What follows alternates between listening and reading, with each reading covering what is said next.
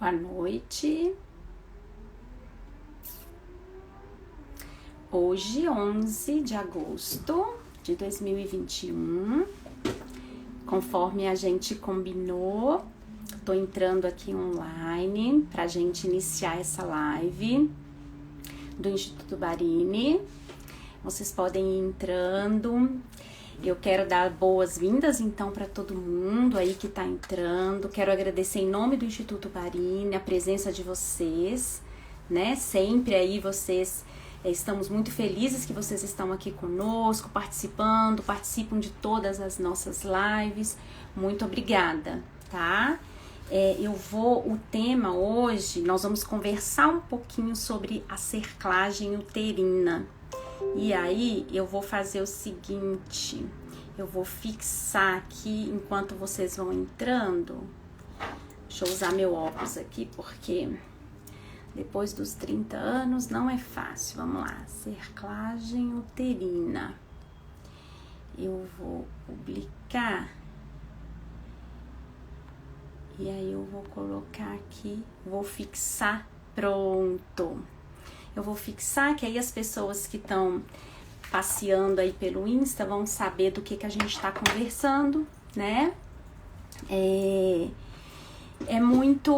De onde a gente teve essa noção de conversar com vocês sobre a cerclagem. Olha, eu vou começando a falar enquanto vocês vão entrando. Se tiver algum problema de me ouvir ou me ver, dá um alôzinho aí, eu vou tentar me comunicar com vocês para entender se tá dando certo ou não a nossa comunicação, tá bom? Só acena, se não tiver legal, me avisa, ok? Bom, é muito frequente, e é bastante frequente mesmo, durante as nossas lives, ou então até mesmo mensagens que nos são enviadas, durante outras lives de assuntos diferentes, sempre surge alguma pergunta, alguma questão sobre as cerclagens uterinas. Então, dessa forma, esse foi o motivo da gente ter escolhido esse tema hoje para a gente conversar. Então, na verdade, quem escolheu o tema foi vocês, né? Por vocês terem esse interesse nesse assunto e sempre surgir durante os nossos bate-papos, ou na live, ou nas nossas caixinhas de pergunta. Então, esse foi o tema que vocês escolheram, então, para a gente conversar essa noite, tá? Boa noite, Paula, a Gislane que entrou, temos aqui também a Alane, o Dr. Godoy, que bom, obrigada pela audiência, a Mila, a Débora, a Fernanda. Muito bem, excelente, gostei, gente, obrigada. Vamos tentar bater uma conversa aqui, né? Como das outras vezes, a nossa intenção é a gente conversar mesmo, tá? Não vou aqui, a minha intenção não é dar uma aula sobre o assunto. Respondendo às perguntas que vocês enviam e as mensagens, eu dei uma organizada nas principais dúvidas e que chegam até nós, mas a gente não precisa se limitar a essas dúvidas. Então, por favor, quem quiser fazer uma pergunta, em vez de escrever aqui no comentário, que às vezes eu me perco, tá? É difícil olhar os comentários ao mesmo tempo. Aí lá embaixo tem um balãozinho com uma interrogação dentro. Ali é o lugar melhor para vocês mandarem as dúvidas, porque aí eu consigo voltar nessas perguntas e não ter que ficar voltando os comentários, tá? Então, se quiser mandar por lá, é a melhor maneira, tudo bem? Bom, então tem algumas pessoas entrando. Rapidamente, eu vou me apresentar rapidamente para quem ainda não me conhece. Eu sou a Isabela, mais conhecida como Isabela Nelly, né? Porque nós temos dentro do Instituto uma outra doutora que também chama Isabela. Então, eu sou a Isabela Nelly, sou ginecologista obstetra, sou especialista em medicina fetal e gestação de alto risco. E nos últimos 12 anos eu tenho trabalhado junto com o Dr. Ricardo Barini na condução dos casos de incompetência istmo-cervical, na realização das cerclagens, de vários tipos de cerclagem. Então, por esse motivo, estamos aqui hoje juntos para conversar um pouquinho. Como eu já disse lá no inicinho, não pretendo ser uma aula, tá? É uma conversa. Eu quero incentivar, então, que vocês enviem aí as suas perguntas, tá bom? Mas, enquanto isso, eu vou dando uma introduzida aqui no nosso assunto pra gente conseguir entender de onde a gente tá. Bom, muitas famílias que nos procuram para tratamento de incompetência e estímulo cervical, o que eu identifico é que existem uns problemas que são basicamente que tem uma dificuldade em entender a cerclagem, para que ela é feita, quando que ela é feita, quais são as técnicas. Geralmente as famílias nos trazem esses problemas, tudo bem? E tem a pergunta que não quer calar sempre, né? Que é, qual que é a melhor técnica da cerclagem? Doutora, a senhora acha que a técnica A é melhor que a técnica B? E aí a gente vai conversar, então vamos começar por aí. O propósito dessa live de hoje, então, é que a gente consiga ajudar vocês a responder a essas questões. Essa que eu citei é a mais comum, né? Qual que é o melhor tratamento, a melhor cerclagem? Então eu vou começar logo de cara dando a dica, né? Que não quer calar, que é qual que é a melhor técnica de cerclagem. E a resposta é, não existe a melhor técnica de cerclagem. Existe aquela técnica que é mais adequada para o seu caso. Então, se a gente já começar desse ponto de partida, fica mais fácil para a gente conversar. Então, não existe a melhor técnica, existe a melhor para você. Vamos só voltar um pouquinho e tentar lembrar, então, o seguinte. Quando a gente fala cerclagem, a gente está falando de um grupo, então, de cirurgias que elas têm alguma coisa em comum. O que elas têm em comum? Basicamente, 3 pontos. A cerclagem é uma cirurgia, ela é feita no colo do útero, a gente dá pontos no colo do útero, e o objetivo da cerclagem é sempre o tratamento da incompetência isquiocervical. É o tratamento cirúrgico para incompetência isquiocervical há mais de 60 anos. Então, não estou falando aqui de novidade. O que tem de novidade e o que diferencia as cerclagens são também, vamos dizer, se eu pudesse dividir em 3 pontos que diferenciam as cerclagens, né? Então, nós já vimos que a gente tem os pontos em comuns, que são ser cirúrgico, ponto no colo do útero e tratamento de incompetência isquiocervical. E o que elas têm de diferente? A primeira diferença que a gente pode falar é o momento em que a cerclagem é realizada. Vamos fazer bem didático assim. De acordo com o momento da cerclagem, pode ser feita durante a gestação ou previamente à gestação, ou fora da gestação. Durante a gravidez, a gente tem um período, aí a gente pode dividir essa de durante a gestação em 2 períodos também.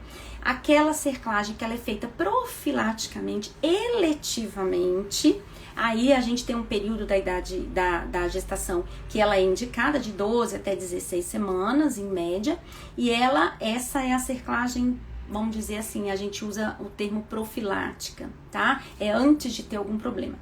Ou durante a gestação, tem a cerclagem de urgência, que é aquela que depois que já apareceram sinais no colo do útero, que ele tá encurtando, que ele tá abrindo, e aí é a cirurgia de urgência. Essa pode ser feita a princípio, teoricamente, em qualquer idade gestacional. Logicamente, ninguém vai fazer isso no final da gravidez, que o bebê já tá viável para nascer, né?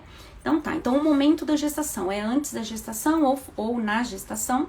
Se a gente dividir também a diferença na altura dos pontos no colo do útero, então nós temos cerclagens mais altas e cerclagens mais baixas, todas em relação ao comprimento do colo uterino, e aqui é a saída do colo, o orifício externo, o orifício interno. Então, a altura, de acordo com a proximidade do orifício interno, a gente classifica nas cerclagens mais altas e cerclagens mais baixas. O que mais? E uma última coisa que diferencia as cerclagens, a via, como que o cirurgião chega até o colo. Então, a gente pode fazer a cerclagem transvaginal, através da vagina mesmo, sem corte na barriga, ou as transabdominais, com corte na barriga. As transabdominais podem ser feitas também por técnicas diferentes. Você pode fazer abrir mesmo a barriga, né, que as pacientes chamam de como se fosse uma cesárea, que na verdade é o cortezinho do abdômen, que é um corte parecido com o da cesárea. Ou então laparoscopia, robótica, aí é a técnica da via que muda nessas diferenças. Então você vê que, para começar, a gente já apresentou aqui diversos tipos de cerclagens diferentes. Para cada paciente, para cada caso, existe a cerclagem que é melhor indicada para um caso A ou para um caso B, tá? Ok, então, nós já falamos então que não existe a melhor cerclagem, conversamos aqui sobre todos o que diferencia uma cerclagem da outra. Então, como que a gente vai escolher qual que é a cerclagem que vai ser ideal? A gente vai escolher de acordo com a indicação. Então, essa cerclagem está indicada, a gente já viu. É uma paciente que chega, que já está com o colo abrindo, o colo já afinou, já está abrindo. Então, é uma cerclagem de urgência, são cerclagens feitas transvaginal. Então, depende da indicação, depende também das condições do colo, porque às vezes a paciente tem um colo muito pequeno, já fez uma cirurgia no colo, não tem basicamente colo para ser dado ponto via vaginal. Aí a gente escolheria, por exemplo, uma via transabdominal. Então, depende da indicação, das condições do colo e depende da experiência da equipe. Porque não adianta de nada você escolher a cirurgia que você acha que é a melhor de todas, se a equipe cirúrgica não tem uma experiência naquela técnica. Então, se você fizer às vezes você fala, mas essa cerclagem é muito baixa, eu quero uma mais alta, mas às vezes fazer uma cerclagem convencional ou mais baixa, né, na altura em relação ao colo, mas com uma equipe que tem experiência nessa cerclagem, é melhor do que de repente você entrar numa cirurgia super diferente, que você acha que vai ser bem melhor, mas uma equipe que tem menos experiência, tá bom? Então, para começar, essas eram as dicas que eu queria dar, né? De que não existe a cerclagem ideal nem a melhor, depende da indicação, depende da experiência da equipe, mas o caso tem que ser bem avaliado, um por um. Que faz a diferença é você indicar a melhor cirurgia para o seu caso, tá bom? Então, vamos lá. Eu vou começar com as perguntas. Deixa eu ver aqui. Vou começar de cima para baixo, mas vamos começar aqui. Então, a Isa. A Isa pergunta: qual a diferença de colo curto para... Como já tem algumas perguntas aqui, são muitas, eu vou procurar fazer respostas um pouco mais rápidas para dar tempo de responder todo mundo, tá? Então, eu não vou entrar muito em detalhes e depois, se você sentir que você ainda não foi totalmente respondida, pode perguntar de novo ou manda depois no direct, só para ficar todo mundo respondido. Então, vamos lá, Isa. Qual a diferença de colo curto e colo flácido? O curto é quando o comprimento está menor do que o esperado para a idade gestacional. Tá? Isso que eu queria, então, fica aqui como vai colecionando as dicas aí. Essa é uma outra dica. Não é assim, 2,5, colo menor que 2,5 é sempre curto. Não, 2,5, por exemplo, com 34 semanas, é um colo normal. Agora, 2,5 com 24 semanas não é normal. Então, o colo curto é aquele colo que tem um comprimento de centímetros mesmo, tá? Ele é menor do que o esperado para a idade gestacional, pelo tempo de gravidez que você tem. Esse que eles chamam de colo flácido não é um termo técnico, tá? É um termo, às vezes, que a gente utiliza e a gente vê muito entre as pacientes, é que é assim, às vezes a paciente não tem um colo muito curto, mas ele abre muito fácil. Assim que a gestação avança, ele abre. Então, ela fica conhecido como um colo flácido. Ele não chega a ir encurtando para que você tome uma decisão. Então, genericamente é isso, tá? Um tem a ver com comprimento e o outro, ele nem chega a encurtar e ele já abre sem encurtar. De uma maneira, assim, mais genérica para explicar para vocês. A Juliana pergunta: queria saber como que é avaliada a melhor cerclagem. Eu não tenho colo, né? Não tenho colo curto, ele é flácido. Então, ok, a mesma coisa, essa ideia de que, na verdade, todas as medidas de colo que você fez estavam normais. É isso? Então, vamos lá. Aí, a melhor cerclagem, ela não é só pelo tamanho do colo. Então, não adianta você fazer um ultrassom, medir o colo e falar assim, para esse colo a melhor cerclagem é essa, ou para esse colo a melhor cerclagem é a A ou é a B. Não é bem por aí, tá, Juliana? Pra gente escolher a melhor cerclagem, tem que ver o caso como um todo. E o caso, não basta falar assim, tive uma perda com 16 semanas. Quando eu falo avaliar o caso, a gente faz uma anamnese e uma história bem detalhada. Eu costumo começar a nossa conversa assim com as famílias que nos procuram. Olha, você vai me contar tudo o que você lembra que aconteceu no mês dessa perda que você teve. Lá no início do mês, teve contração, não teve? Teve uma infecção de urina, não teve? Teve sangramento? Não teve? Aí a gente vai se aproximando. E no dia que você deu entrada no hospital, o que você sentiu? Quanto tempo entre o momento que você chegou no hospital até a hora que o bebê nasceu? Com quantos centímetros você deu entrada no hospital? Só para vocês terem uma ideia que assim, o detalhamento da história associada ao exame que a gente vai fazer, que é o toque vaginal, olhar o colo e muitas vezes também uma avaliação do comprimento, aí a gente decide. Então, não é assim, colo curto a técnica A, colo flácido, que é esse que não encurta tanto, mas ele já abre, é a técnica B. Não é só baseado no colo em si, mas sim na história. Tudo bem? Vamos para a próxima. A Thaís está perguntando, até quantas semanas pode fazer a cerclagem? Eu estou com 28 semanas e somente agora apresentei dilatação. Tá bom, Thaís? Olha, a cerclagem, depois que já tem, o colo já encurtou ou até mesmo já dilatou, ela é na classificação, daquela classificação inicial que eu falei no início da live, ela entraria na classificação de uma cerclagem de urgência. A cerclagem de urgência, a princípio, ela não tem uma idade gestacional limite, tá? Teoricamente, no momento em que o colo tá abrindo, vírgula, porque vai depender, por exemplo, você tá com 28 semanas, o bebê tá, qual que é o peso que esse bebê tem, se você fizer outras, não tá tendo nenhuma contração, não teve sangramento, a bolsa não tá totalmente exposta na vagina, às vezes uma conduta conservadora, ficar quietinha, às vezes pode dar quase com o mesmo resultado de fazer uma cerclagem de urgência numa idade gestacional tão avançada, que às vezes tem risco de quando você vai fazer a cerclagem no colo do útero, você pode, às vezes, por exemplo, furar a bolsa e ela acabar se rompendo. Então, isso tem que ser discutido com a equipe que tá te acompanhando. Algumas equipes colocam uma data limite sim, tá? Algumas equipes falam em 26 semanas. Olha, fazemos só até 26 semanas. E a partir daí fica um gapzinho até 28, que seria um recém-nascido muito prematuro, e a partir de 28, um recém-nascido que tem aí chances de vida.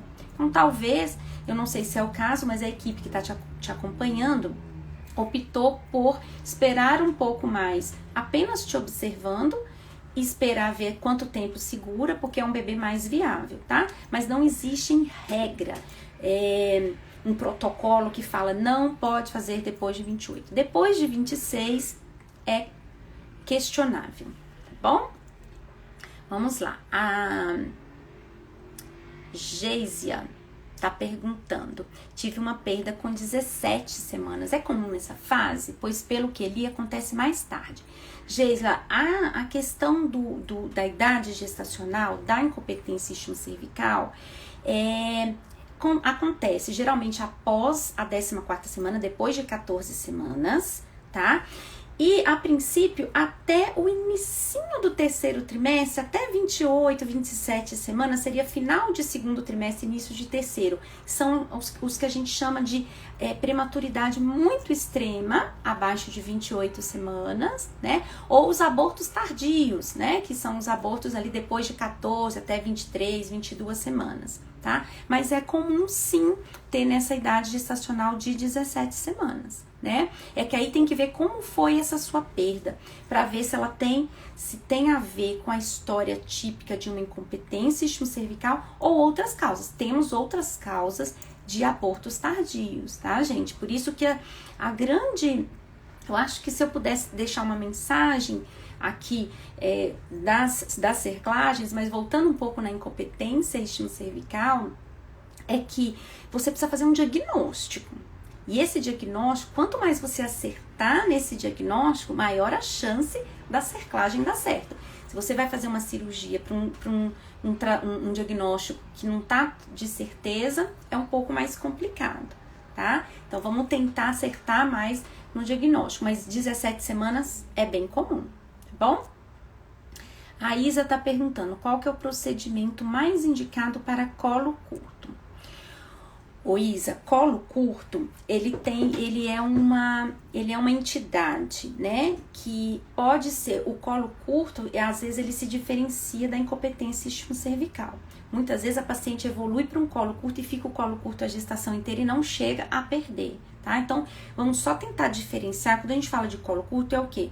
Você foi fazer um exame e achou que o colo estava curto para a idade gestacional. Nem sempre está indicado fazer a cerclagem, nesses casos. Tá? Muitas vezes você pode tentar para o colo curto só uma medicação, por exemplo. Tá? Existem as medicações que a gente põe via vaginal, com toda uma outra pesquisa de outros fatores. Ou às vezes você pode tentar o pessário, que é uma sainha, né, que a gente segura o colo do útero. Existem outros tratamentos. Tá? Então, o colo curto pode ser cerclagem, pode ser tratamento medicamentoso, pode ser um pessário, ou pode ser só uma conduta conservadora, que é só observar a evolução mesmo, tá? Não existe, assim, o melhor tratamento para o colo curto. Aí depende das outras características do colo curto. A Tatiane está perguntando, gestante com cerclagem definitiva deve realizar ultrassom transvaginal uma vez por mês? Isso, Tatiane. A Tatiane falou num termo aqui que eu não tinha comentado ainda, né? A chamada cerclagem definitiva. A cerclagem definitiva, quando a gente usa esse termo, a gente quer dizer assim, aquela cerclagem que ela foi feita mais alta que a cerclagem convencional e ela foi feita na porção do colo que a vagina não tem acesso. Então, precisou abrir a cavidade do fundo da pelve, do fundo da vagina, ou pela via transvaginal ou pela via transabdominal e colocou o ponto mais alto. Esse ponto, como ele não fica acessível para o médico tirar na hora do parto, aí surgiu esse termo, cerclagem definitiva, tá? Eu brinco assim, nada é definitivo, né? Mas o termo definitivo é para isso. Quando a gestante tem uma cerclagem mais alta, é de se esperar que ela tenha uma melhor resposta em segurar as próximas gestações, tá? Mas mesmo assim, vale fazer a avaliação do colo do útero. Não existe protocolo de ficar avaliando todo mês o comprimento do colo, tá? Mas precisa medir pelo menos uma medida no primeiro trimestre, depois aquela medida que é a convencional, a que todo mundo deveria fazer, que é indicado para todo mundo, que é a medida do colo entre 20 e 24 semanas para calcular o risco do parto prematuro. Depois, a princípio, só se tiver uma queixa mesmo, mas não precisa ficar medindo o colo do útero todo mês. Além de não ter protocolo para isso, do que fazer com isso, você sabe, Tatiane, isso gera uma angústia. Às vezes, em vez de ajudar, piora, porque as pacientes ficam muito ansiosas com essa medida do colo.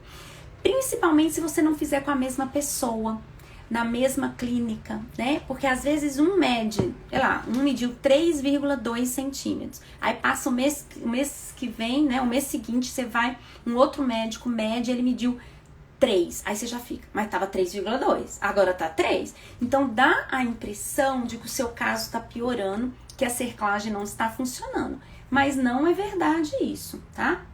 Então vamos ter muito cuidado com essa questão de ficar fazendo muito exame. Eu brinco assim, fazer muito exame, às vezes, em vez de ajudar, atrapalha, tá? Diferença de milímetros pode causar bastante ansiedade, ok? A Paula está perguntando, mesmo com a cerclagem, podemos entrar em trabalho de parto? E por quê? Ótimo, Paula. Olha, a cerclagem, com qualquer técnica que você fizer. É uma tentativa de manter o colo fechado o máximo de tempo possível para jogar esse parto mais para frente, tá? Mas não é garantido que vai segurar. O trabalho de parto, ele tem vários fatores, ele não depende só do colo uterino, né? Então, por exemplo, fatores externos, uma inflamação, uma infecção e outros fatores que até hoje a ciência não conhece a fundo. Então, sim, pode entrar em trabalho de parto, mesmo tendo a cerclagem, porque o trabalho de parto, ele não depende só do colo uterino. Na verdade, é o contrário, né? São as contrações, o trabalho de parto em si, que leva à alteração no colo uterino, tá? Então, sim, pode, e isso acontece porque a paciente tem algum outro fator que leva ao trabalho de parto, tá bom? Que não depende da cerclagem. A Mila tá perguntando: cerclagem só pode ser feita em quem já teve histórico de perdas e partos prematuros? Ótima pergunta, Mila. A gente viu que essa é a indicação principal da cerclagem, né? Já você ter o diagnóstico de incompetência cervical. Eu vou frisar isso aqui bastante. Não foi todo mundo que teve perda, história de perda e parto prematuro, que tem incompetência cervical, tá, gente? Então, guardem essa informação. Não é porque teve perda que tem incompetência cervical. Tem muitas outras causas. Então, a pessoa que teve perdas gestacionais de final de segundo trimestre, início de terceiro, precisa ser investigado com a história clínica, a avaliação clínica, o toque, a avaliação do útero. Bom, firmamos que é incompetência cervical. Aí, você vai indicar a cerclagem, tudo bem. Outras indicações seriam: você não tinha o diagnóstico de incompetência cervical, que a gente já viu que o diagnóstico ele é, infelizmente, depois que você já teve uma perda, ou não, ou um parto muito prematuro, né? Mas nós temos outras indicações. Por exemplo, no exame físico, você vê a paciente está lá com 14, 13 semanas, já é um colo que está mais fino, um colo curto, um colo que já está abrindo, também podemos fazer, e ela não tinha nenhuma perda também, né? Ou mesmo na presença de uma alteração no ultrassom.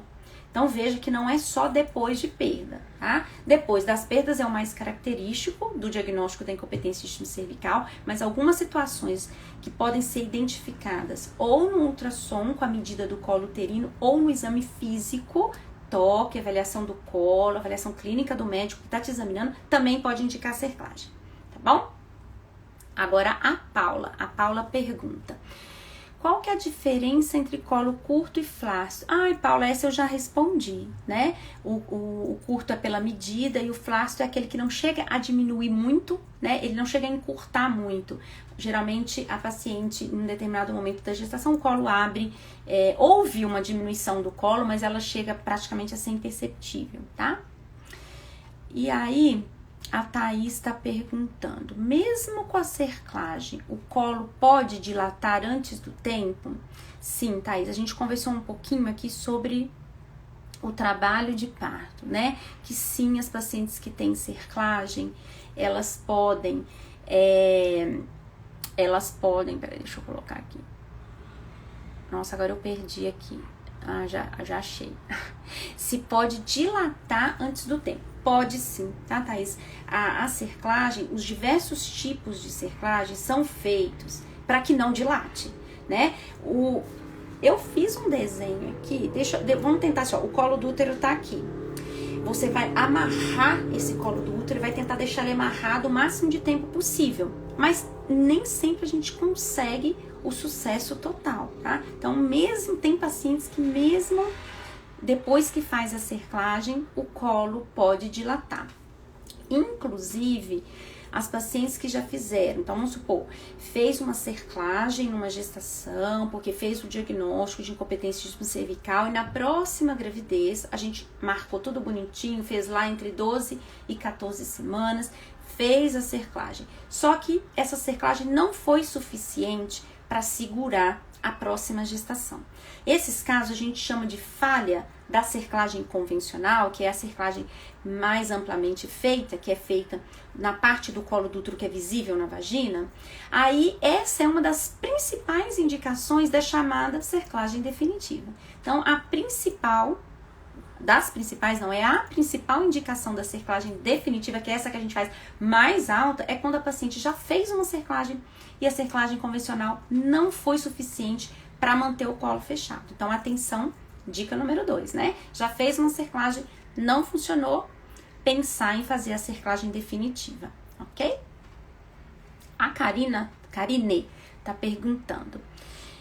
Quando temos diagnóstico de incompetência de sistema cervical e a medida de alguma coisa de nega, eu vou tentar entender que o corretor deve ter escrito errado, eu vou tentar entender a pergunta como um todo, tá?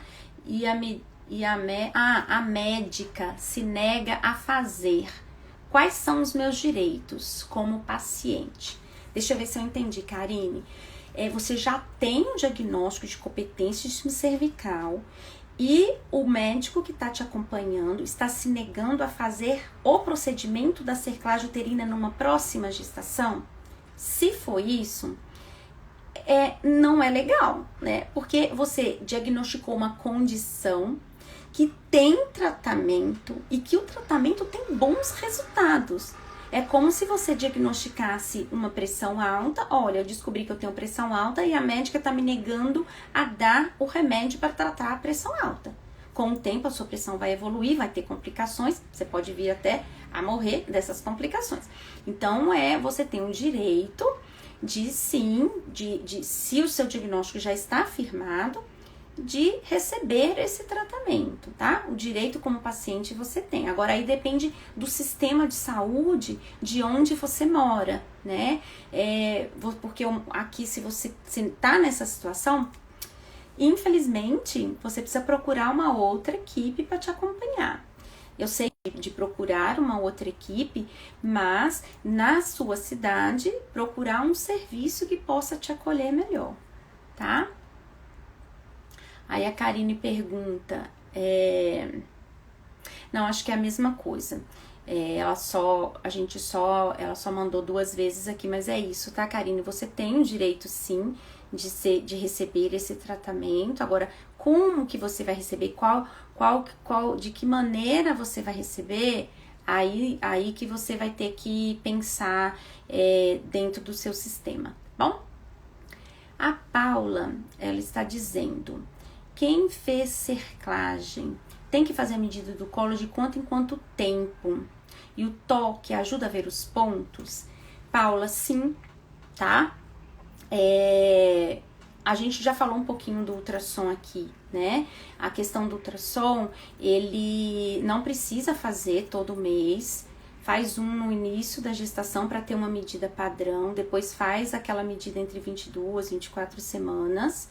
Depois, de acordo com esse resultado, vai acompanhando caso a caso, mas não tem uma regra, precisa fazer todo mês. A gente já conversou aqui um pouquinho que às vezes isso é até ruim, que pode gerar ansiedade, tá? E o toque ajuda a ver os pontos, sim, não só o toque, como o exame pelo espéculo. Nós estamos falando aqui da cerclagem, que os pontos ficam visíveis na vagina, né? Tem algumas cerclagens que os pontos não ficam visíveis, né? O que é visível, aquele que a cerclagem, os pontos ficam visíveis, sim, o toque e o exame com o espéculo, tá? Como a Karine, que estava falando, né, que ela não tá conseguindo, eu tô entendendo que ela não tá conseguindo fazer a cerclagem no serviço dela, ela tá perguntando que às vezes no SUS é mais difícil. Karine, a cerclagem convencional, que é feita durante a gestação eletivamente, né, para prevenir outras perdas, isso consta, né, nos procedimentos dos hospitais do SUS, tá? Talvez esteja precisando você alinhar um pouquinho do serviço onde você está até chegar nesse serviço de referência, como que faz isso, tá bom?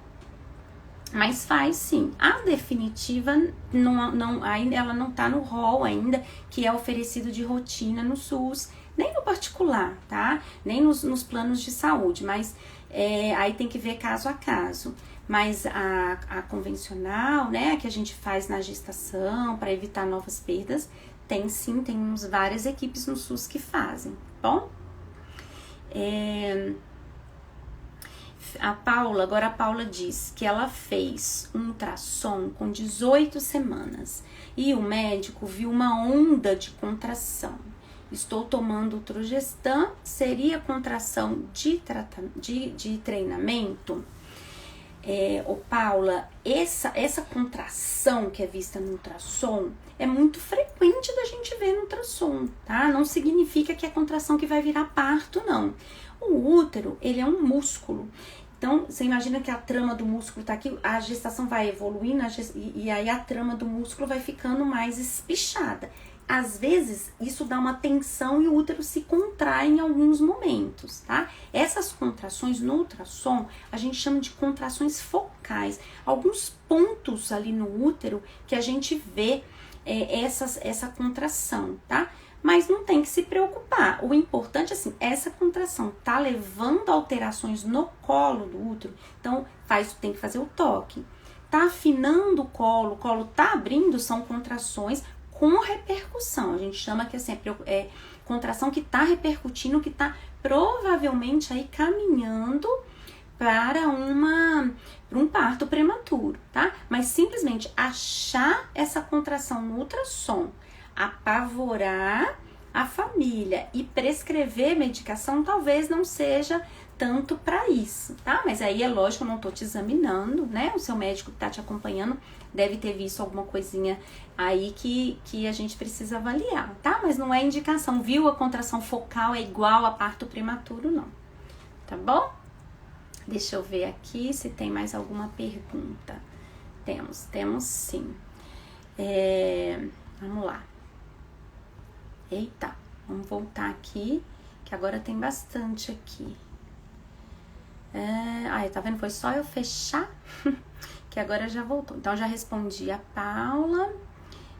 Aí a Juliana, como você nos orienta a saber se a equipe tem conhecimento sobre o assunto? Eu tô imaginando, perguntando à obstetra mesmo? Sim, Juliana.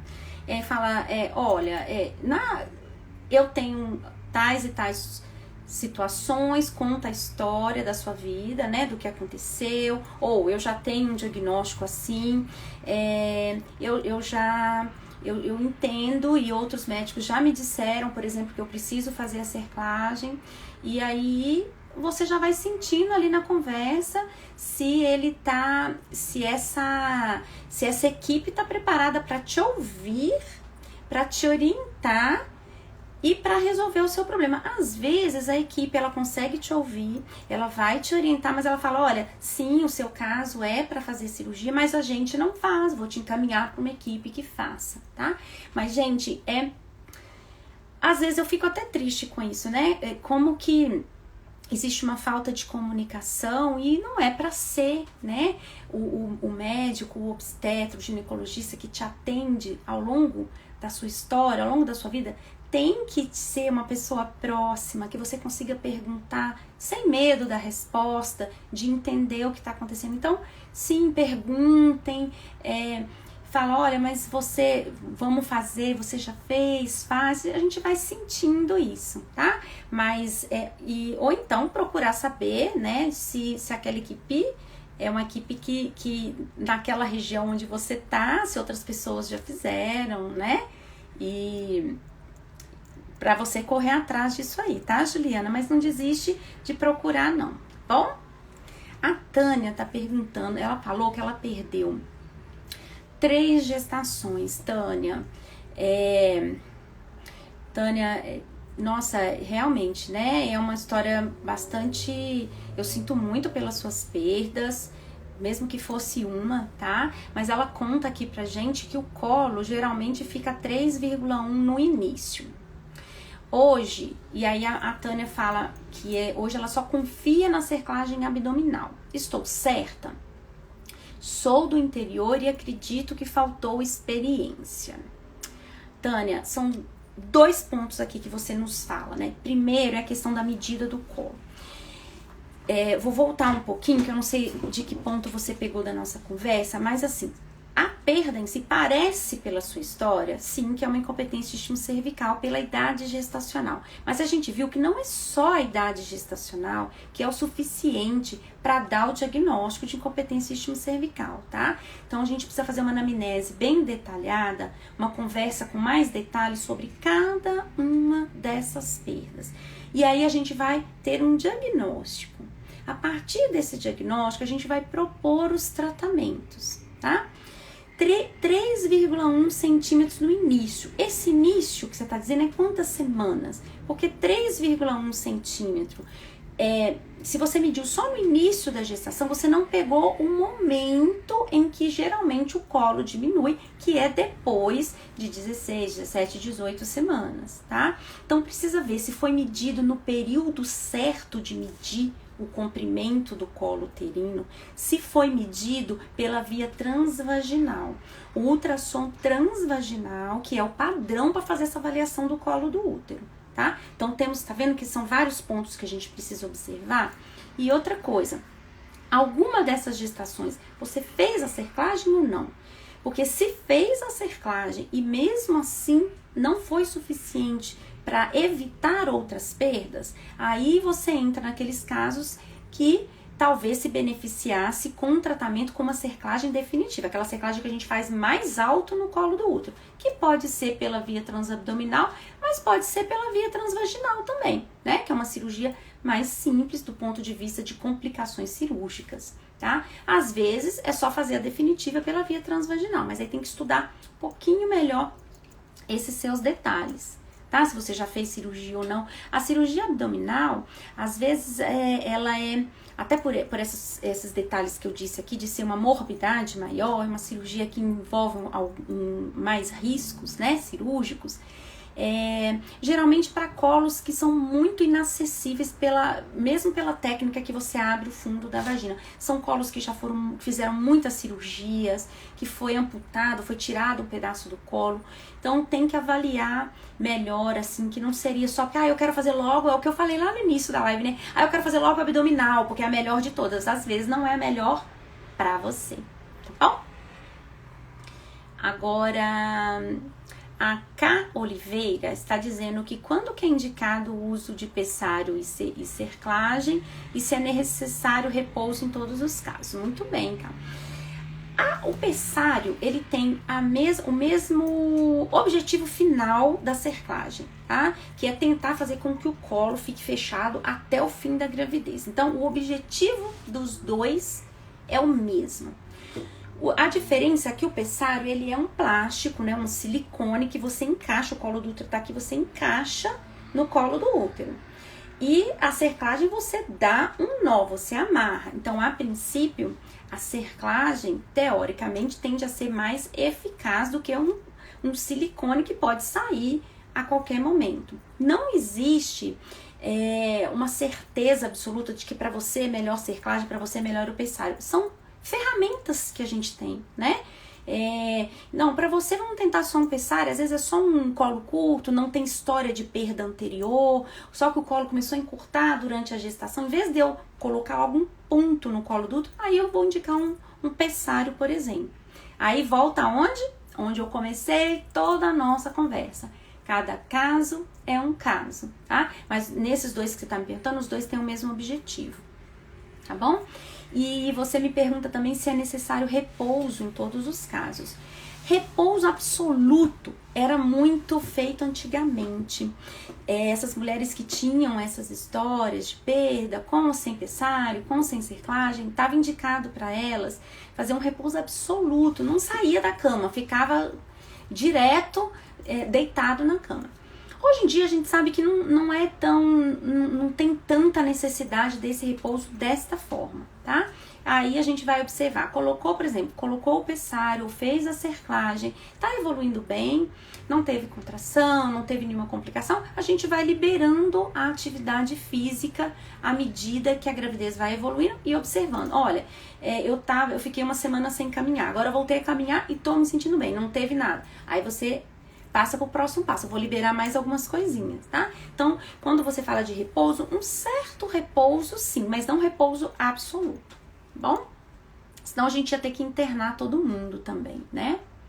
E a Graziela tá perguntando: 9 perdas e uma única cerclagem ano passado. Será que consigo segurar na próxima gravidez?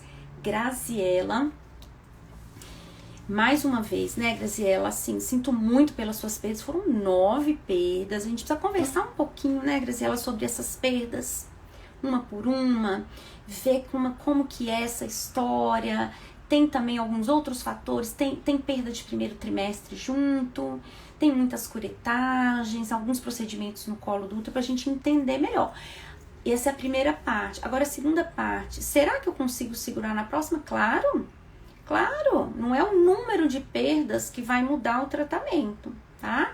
E sim você procurar o melhor tratamento pro seu caso. Então, por isso que eu tô falando, vamos avaliar os tipos de perdas que você teve, as características do seu útero, as características do seu colo, se já foi investigado algum outro fator que pode estar contribuindo para essas perdas, tá? Mas não desiste, tá?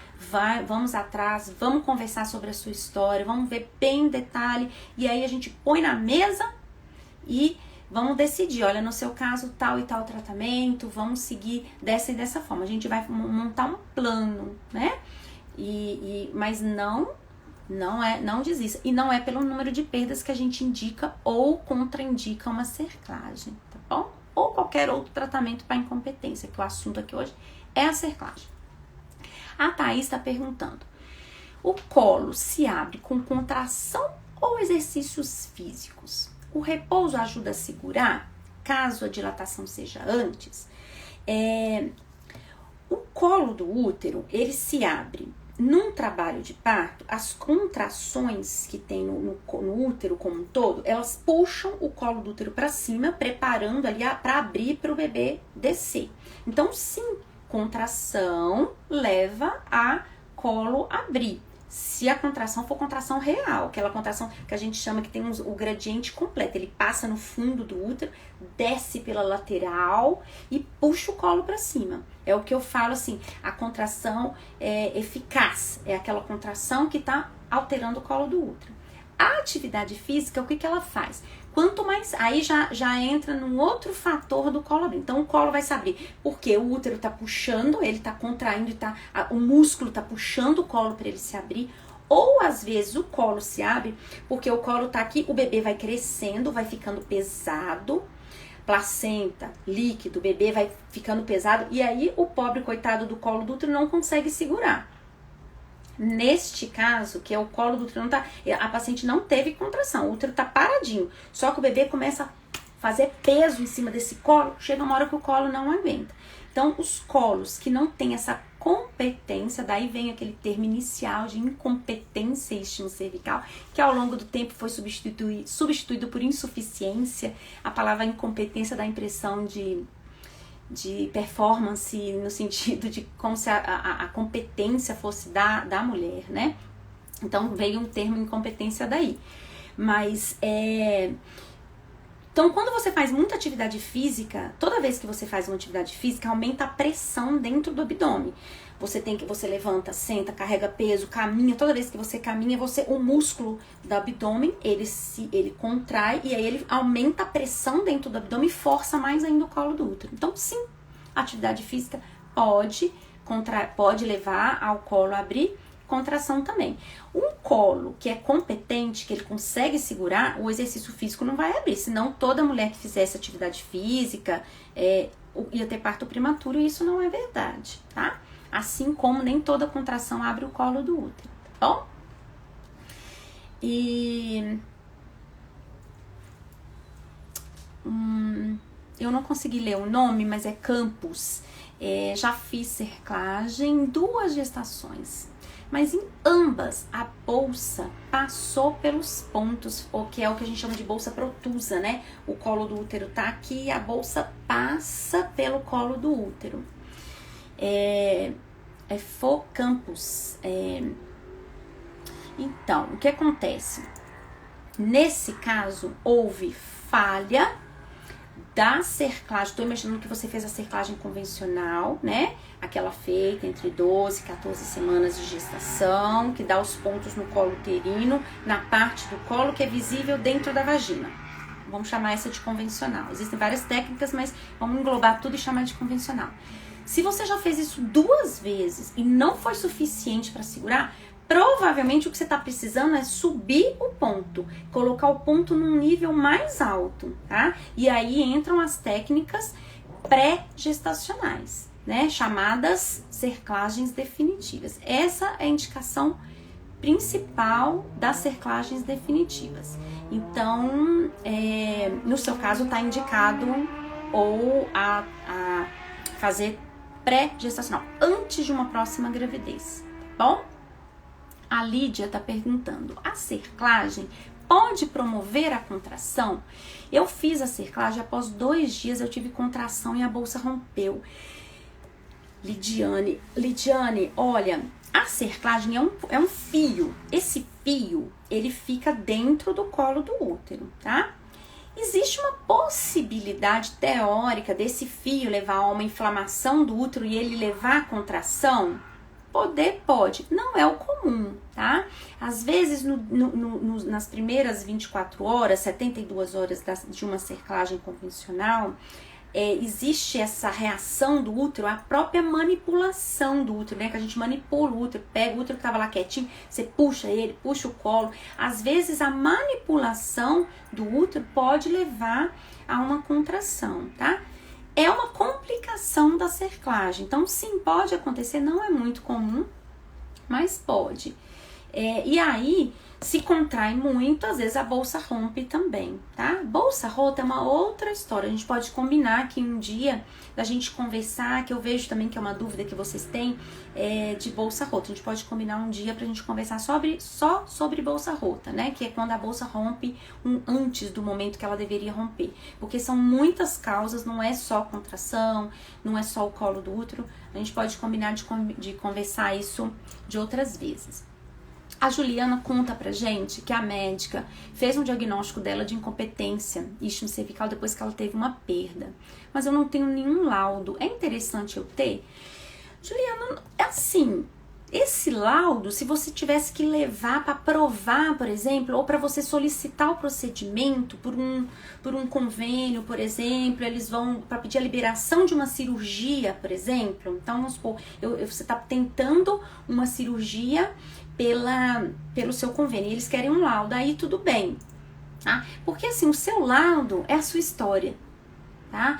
Essa história dessa sua perda, provavelmente ela é típica suficiente para dar o diagnóstico, e aí qualquer ginecologista obstetra que entende um pouquinho sobre a incompetência vai ter esse diagnóstico. Agora vamos pensar numa outra situação, tá? Mas aí eu fui numa outra equipe, eu caí nas mãos de uma equipe que não concorda que isso é incompetência istmo cervical, e aí eu não tô conseguindo fazer minha cirurgia. Aí talvez valha a pena você voltar lá naquele médico que te deu o diagnóstico e pedir um laudo, mas não é necessário ficar andando com esse laudo, tá? A menos que você tenha um objetivo específico, você vai pedir um reembolso, você vai pedir a liberação para uma cirurgia, tá bom? A Alessandra nos conta que ela já teve 2 gestações com cerclagem, e nas 2 ela perdeu a gestação. A mesma coisa, né, Alessandra? Sinto muito pelas suas perdas, são muitas histórias, né, que a gente vê aqui. Obrigada também por vocês dividirem isso conosco aqui, tá? Eu sei que não é fácil, né, ficar relembrando isso a todo momento, mas agora vamos buscar aí, então, resolver, solucionar aquilo que tá nos incomodando. Aí ela nos conta que o colo tava com meio centímetro, tô entendendo que tá 0,5, com 22 semanas. Aí depois do ultrassom transvaginal tive contrações e perdi o bebê, tá? Alessandra, então vamos lá. Se você já tinha feito, você fez esse ultrassom depois da cerclagem, é isso? Aí a sua dúvida é se o próprio ultrassom poderia ter levado as contrações? Não, viu, Alessandra? Se a sua dúvida é se o ultrassom levou as contrações, não. Agora, o seu colo era muito já curto para 22 semanas. Então, uma história, um caso assim, mais grave, não existe essa gravidade pelo tamanho do comprimento do colo, tá, gente? É uma classificação que eu tô falando pra você, assim, que se você já tava com a cerclagem e com 22 semanas só tava meio centímetros, era um colo muito pequeno que provavelmente a qualquer momento ia entrar em trabalho de parto, ou a bolsa romper, ou abrir o colo, tá? Bem provável. Então, não foi o ultrassom. Não sei se essa era a sua dúvida. Mas se você já fez a cerclagem e não funcionou, mais um caso, que aí nesse seu caso está indicada a cerclagem definitiva, que é aquela que é feita fora da gestação, porque eu preciso abrir, no caso, a definitiva, se for via vaginal, né? Tudo bem? Vamos agora a Lai Gouveia. Ela nos conta assim, qual que é o período certo para fazer a cerclagem programada? De 12 a 14 ou de 12 a 16? Ótima pergunta, Lai. Aquela programada que a gente chama de eletiva ou profilática é de 12 a 16, tá? A maioria dos serviços. Esse 14 é porque geralmente fica no meio do caminho e o 14 é um momento, ele é um momento ideal, vamos assim dizer, depois de 12 até 14, porque antes de 12 a gente não faz essa cerclagem eletiva, porque às vezes a gestação pode evoluir para abortos por outros motivos. E aí você espera 12 semanas, já passou aquele risco maior de perdas por outros motivos. Você faz uma avaliação morfológica inicial do feto nessa idade gestacional, morfológico de primeiro trimestre, e antes do útero ficar grande o suficiente, ou para já afinar o colo, que provavelmente o que aconteceu com a Alessandra, que ela nos conta aqui que o colo dela já estava com meio centímetro, né, pouco tempo depois. Então, antes da gestação evoluir o suficiente para forçar o colo do útero e também para ficar mais difícil para a gente passar o ponto e não acertar a própria bolsa, né, das águas, o líquido amniótico. Então, é o período ideal, tá? Deu para entender mais ou menos? É de 12 a 16, a gente tenta ali fazer o mais próximo ali no máximo até 14, mas até 16 é ok, não tem nenhum problema. A maioria dos serviços fazem, tá? Até 16 semanas. A Débora pergunta, depois de feita a cerclagem definitiva, como é avaliado que foi bem sucedida? Débora, aí é só na gestação mesmo, tá? Na verdade, 2 meses depois da definitiva, né, que a gente faz via vaginal, pré-gestacional via vaginal, 2 meses depois a gente olha o fundo da vagina, se ficou tudo certinho, se ficou fechado, a gente olha a cicatrização, dá uma olhada no colo do útero e a gente consegue ver a posição do fio, do nó, através do ultrassom. Tá?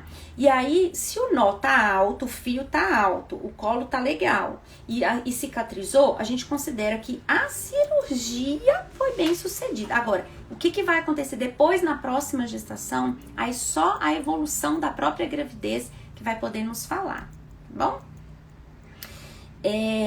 A Érica pergunta qual que é o principal diagnóstico para usar apenas o pessário vaginal. Érica, não tem assim, de uma maneira muito clara para eu te responder isso, qual que é o principal diagnóstico, mas de uma maneira geral, é quando você tem um colo curto sem perdas anteriores, tá bom? E a Erivane está perguntando, pode explicar qual a diferença da cerclagem McDonald e da espinosa? Erivane, são técnicas diferentes na maneira de passar o ponto, tá?